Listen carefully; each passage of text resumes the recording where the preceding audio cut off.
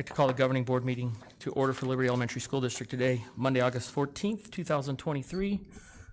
Here at the Jerry Rovey District Facility, we have all 5 board members present, including board members Parks, Aguirre, Bixler, Kenyon, and myself.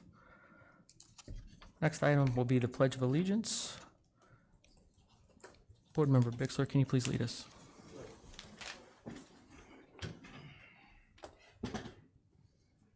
I pledge allegiance to the flag of the United States of America and to the republic for which it stands, one nation under God, indivisible, with liberty and justice for all.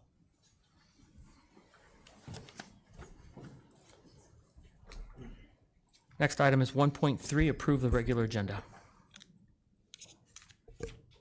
Mr. President, I make a motion that we approve the regular agenda consistent with board policy BEDB and temporarily suspend governing board policy with which this agenda may be inconsistent. I second. I have a motion and a second to approve the agenda. Call your name, please specify your vote. Board member Parks, Yes. Aguirre, Yes. Bixler, Aye. Kenyon. Aye. I'm also an aye. We will show that approved 5 yes, 0 no.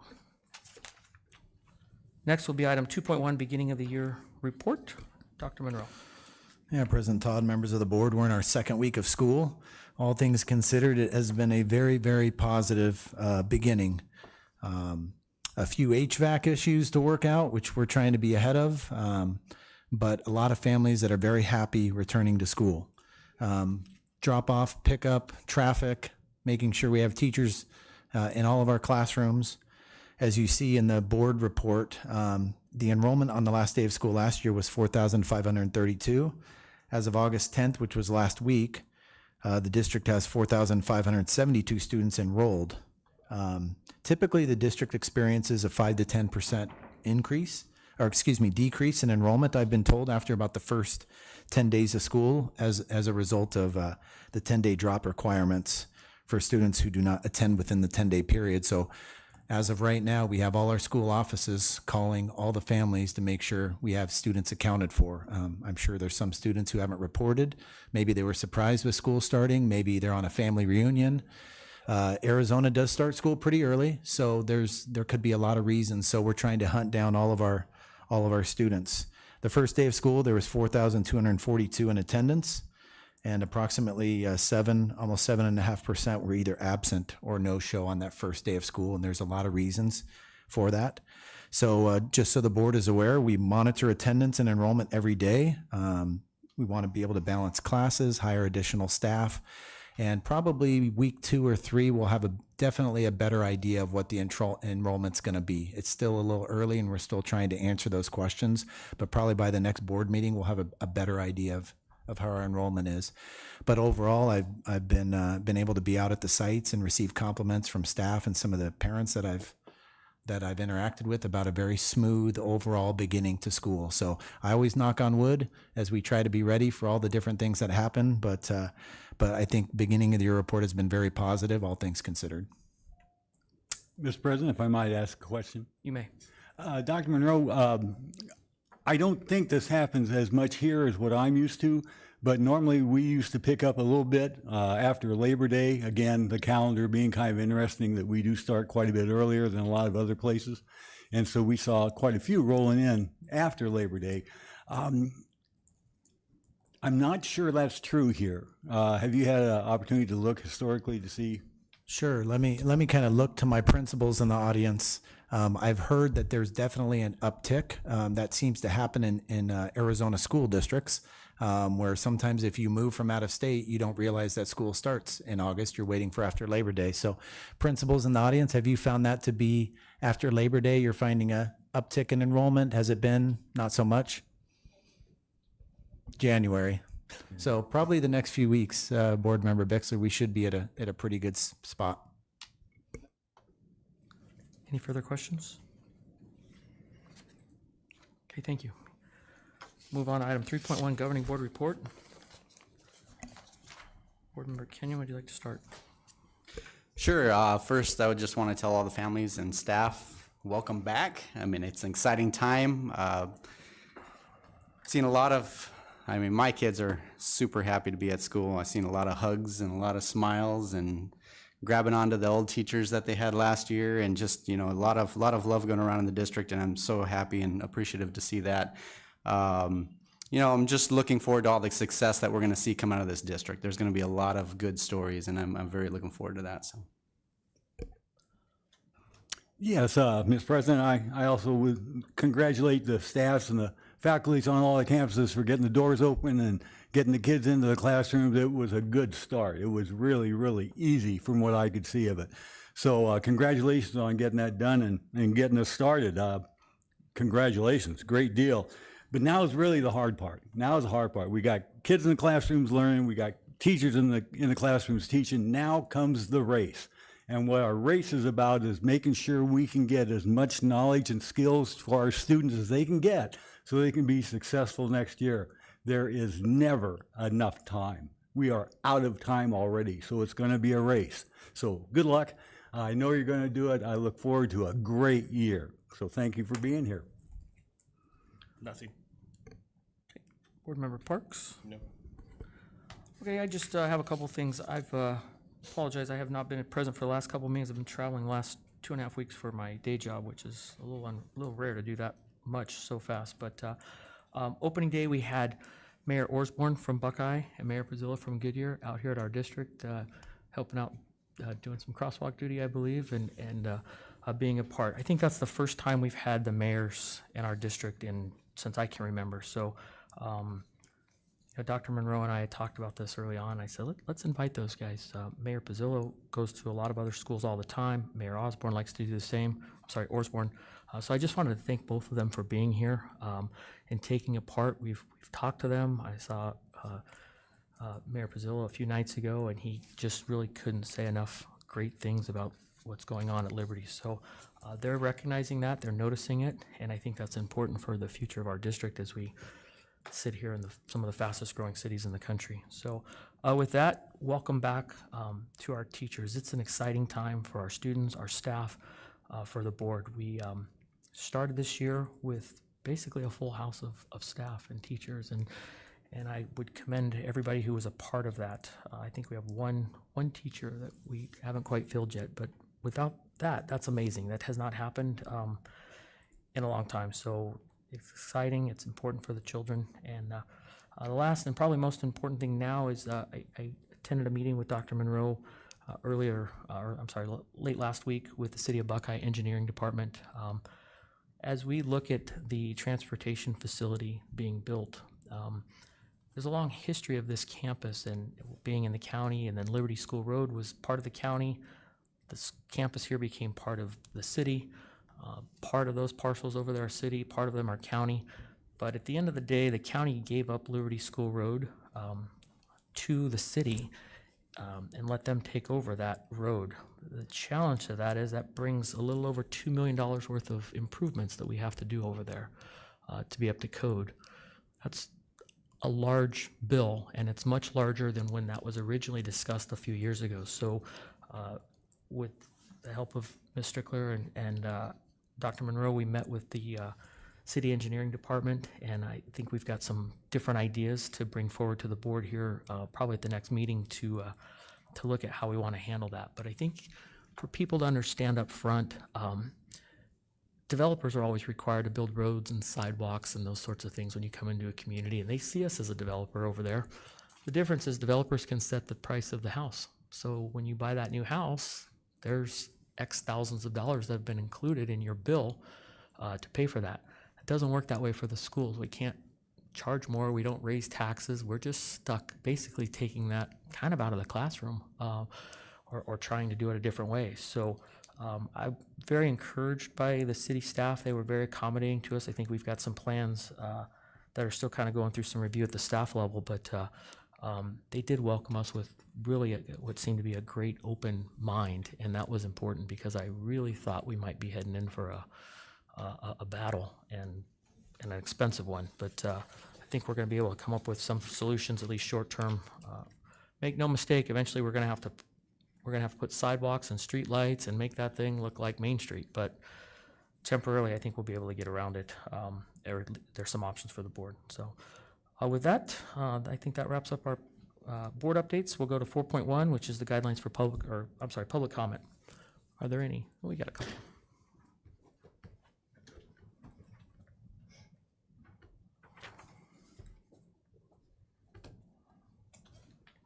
Okay, we have one, so you're the star tonight. Mr. Bruce Naminsky. Start my timer. Here we go. Members of the governing board, Dr. Mahorn and Dr. Monroe, thank you for letting me introduce our new assistant principal tonight. Gives me great pleasure to address you for the first time as principal of Blue Horizon. Gives me even greater pleasure and joy to introduce in the flesh for the first time tonight, and I'd have her stand and come up and introduce herself. Mrs. Chelsea Sohm, our assistant principal here at Blue Horizon, hired back in July. Hired back in June or July, came down in July from Alaska and did not bring the cold weather with her. We're waiting for that. But she has been awesome with a capital A, and I don't just say that because I'm here. She is fantastic. She is a wonderful addition to our administrative team. And I want to give her the opportunity to formally introduce herself tonight. So, Mrs. Sohm, could you come on up? Thank you. I'm not as tall as Bruce. I just want to say thank you for welcoming me. It's been a really fun few weeks. I've not quite been here a month yet, but we're almost there. And I'm not acclimated at all. But that will take some time. So I bring with me, this is my 16th year, from preschool all the way to K-5 schools. Most recently, I was a preschool director in my district up in Anchorage, Alaska, which was enormous compared to here. So it's been fun to adjust to a smaller setting, but also back into a building setting. I was in the district office for a while, but I was responsible for all of our preschool programming, special education, and general education. We built a pretty large system, but I am extremely happy to be back in working with kids directly and with my team at Blue Horizons. It's been a fun few weeks, so thank you for welcoming me.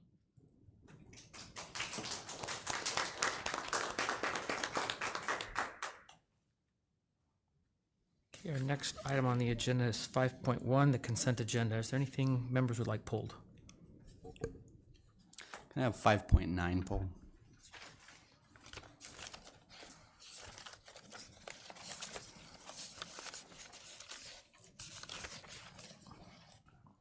Anything else?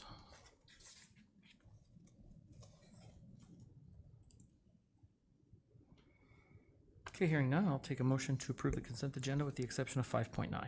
Mr. President, I move that we accept the consent agenda with the exception of item 5.9. I'll second.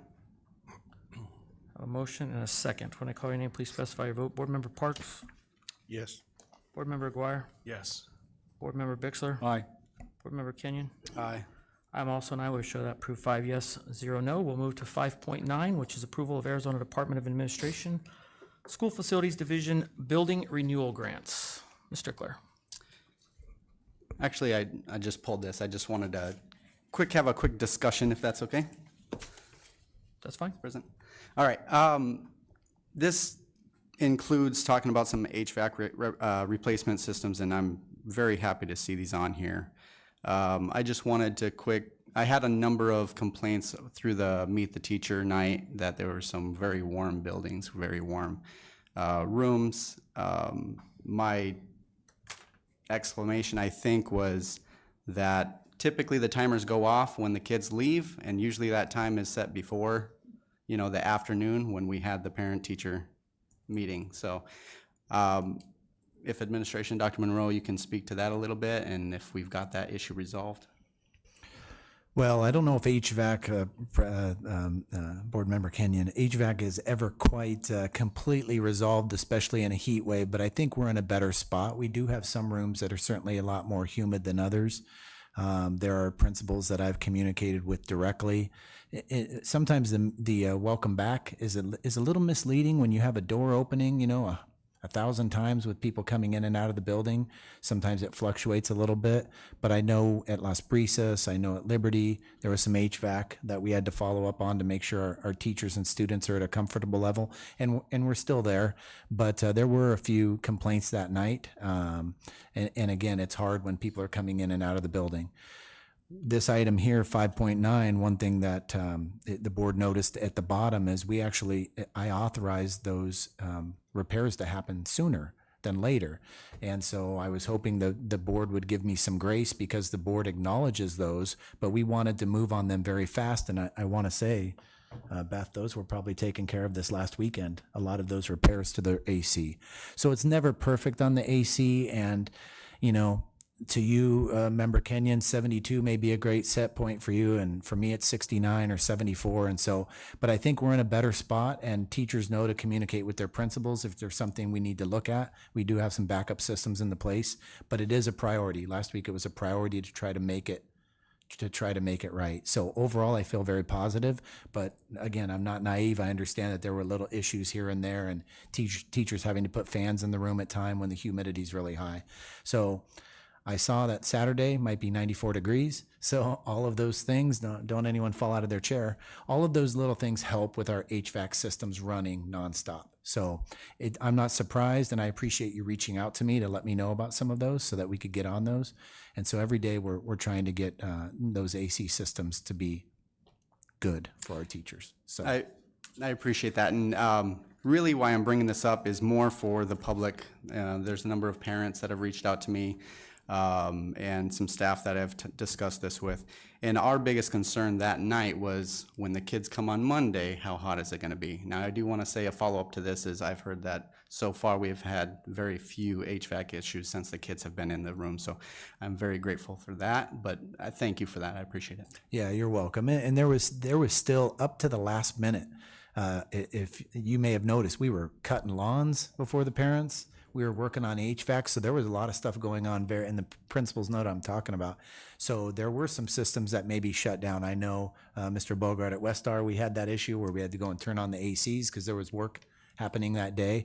So a lot of our ACs were catching up that day because some of the maintenance we had done, and it was bad timing. We'll make sure that doesn't happen, moving forward. But overall, I'd say we're in a pretty solid spot, and if there's issues that we need to know, we'll get right on it. So I guess, President Todd, I would just say it would be administration's recommendation that the governing board approve the Arizona Department of Administration School Facilities Division Building Renewal Grants on 5.9. Could I have a motion? I make a motion to approve the Arizona Department of Administration School Facilities Division Building Renewals Grant. Second? I'll second. So, just want to thank Beth. Thank you for the continued relationships that you've kept down at the SFB. I know that yourself and past administration over the years, that helps keeping that really good relationship down there, that the SFB jumps on these things for our district and approves them right away. So thank you for that. Okay, hearing no further discussion, call for the vote. Board Member Parks. Yes. Board Member Guire. Yes. Board Member Bixler. Aye. Board Member Kenyon. Aye. I'm also an aye. Will show that approved 5 yeses, 0 nos. Moving to 6.1, discussion consideration to approve the second reading of policy JLCD. And Natasha, I believe, is on much-deserved vacation time. I will take that one. Administration recommends the board to approve the second reading of policy JLCD. If the board remembers from the last we brought this, has to do with education for seizure, making sure our staff is prepared, making sure we have good plans for our students. And as this is a second reading, myself or Mrs. Hamrick, we're happy to answer any questions, but administration would recommend approval of policy JLCD at the second reading. I just had a quick question. I didn't think that should be an action item. I thought this was more of just an information, and then when it comes back for third reading, then we go ahead and approve it at that point. I believe that's what policy states. You know what, Member Aguirre, I'll have to check that. I always thought that after the second reading, you could have a board approval after 2 of them, but I'll have to check our policy to see in Liberty if that's the case, or if it has to be brought back a third time. I don't know that. Would you know that, Clyde, off the top of your head? When you would be able to approve a policy after the first or second reading? My experience has always been 2 readings of the policy. I'm not familiar with the third reading process. So I don't know, does Liberty have a third reading requirement in the policy? I'm not familiar with it. Why don't we recess for a second? If the board would, well, we can just do it, and we can look up policy, see where we're at. I don't know it off the top of my head. Yeah, we can certainly recess and check, or we can bring it to the next meeting, but yeah, I would have to check. Mr. President, I do have another question outside of that. Okay? Yeah, as I was reading through the changes that the new policy text says, the language in there, it appeared to me that the language that was removed all were protections for the district and for employees to protect them from litigation. Do we know why those protections were taken out? Okay, do you want to step up and see if you could take a stab at that, or we can do some research if you don't know? I think I think if you read it, the protections were kind of general. I don't believe that they will affect us in any way because they just want us to be able to follow procedure for epilepsy. But I do we should read it again because I do think there's a statement saying that staff is not held responsible if they follow the procedures. Yeah, I'd be real happy if you could. I can I do looked that. for it. I didn't see anything like that in there when I went back through it. Yeah. But I could have missed it. Okay. I can do that for you. I can look it up and I can bring it back to you. Yeah, and that was really just, I was curious, why take out the protections that were in there? So I was wondering if things not been litigated, so we don't have to worry about it, so. I don't think we will have to worry about it, but So President Todd, this is not super time sensitive. We're already engaging our staff. We're going to have the training, so they have a month or two to be able to do the training. So if we do need to be able to bring it back, it's not super time sensitive, right, Mrs. Hamrick? Or well, September 1st is the training deadline. So we have to have our folks that are working with kids with seizures be trained by September 1st. We already have some already being trained. So we're right there. We'll be right in the guidelines where we're supposed to be. Yeah, we have a little bit of time.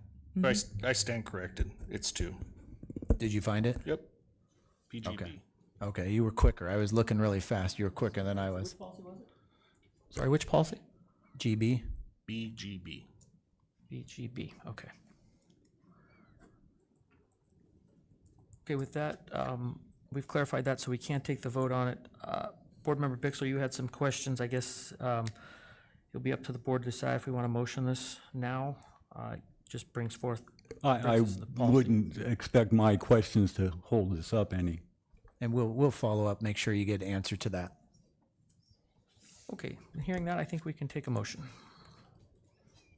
Mr. President, I move that we approve the second reading of policy JLCD. I have a motion, I have a second. Second. I have a motion and a second. When I call your name, please, is there any further discussion? Okay, hearing none, when I call your name, please specify your vote. Board Member Parks, Yes. McGuire, Yes. Bixler, Aye. Kenyon. Aye. I'm also an aye. We'll show that approved 5 yes, 0 no. Moving right along, we're at 7.1, board comments or agenda topic requests. I just had one. I was wanting to have a board agenda topic of where we stand with the permanent superintendent search process. Okay.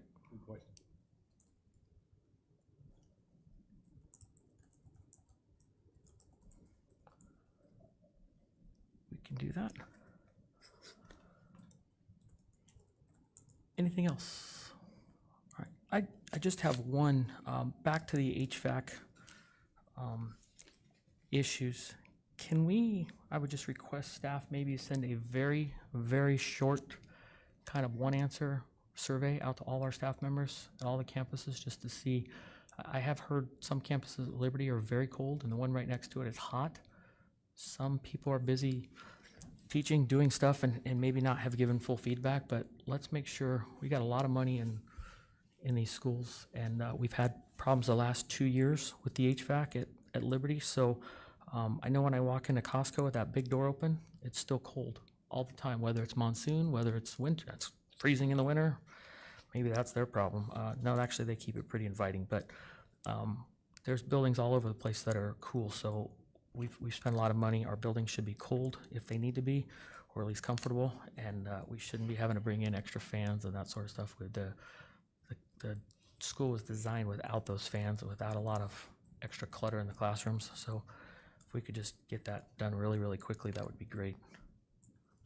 Maybe make sure all the teachers know it's coming as well. I don't know how you do that if they don't know the email's there to answer the survey, but that's for you guys.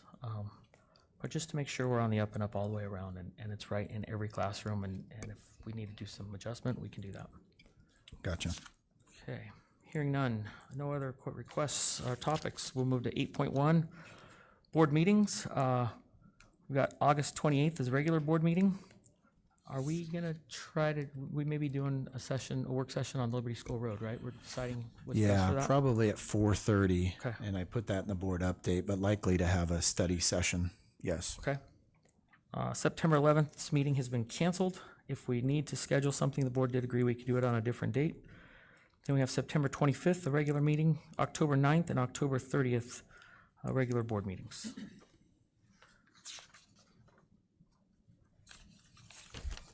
With that, we'll take a motion to adjourn the meeting. Mr. President, I make a motion to adjourn this meeting. A motion, to have a second? I'll second. Have a motion and a second to adjourn the meeting. By call your name, plus by your vote. Board Member Parks? Yes. Board Member Aguirre? Yes. Board Member Bixler? Aye. Board Member Kenyon? Aye. I'm also an aye. We'll show that approved 5 yes, 0 no. The meeting is adjourned.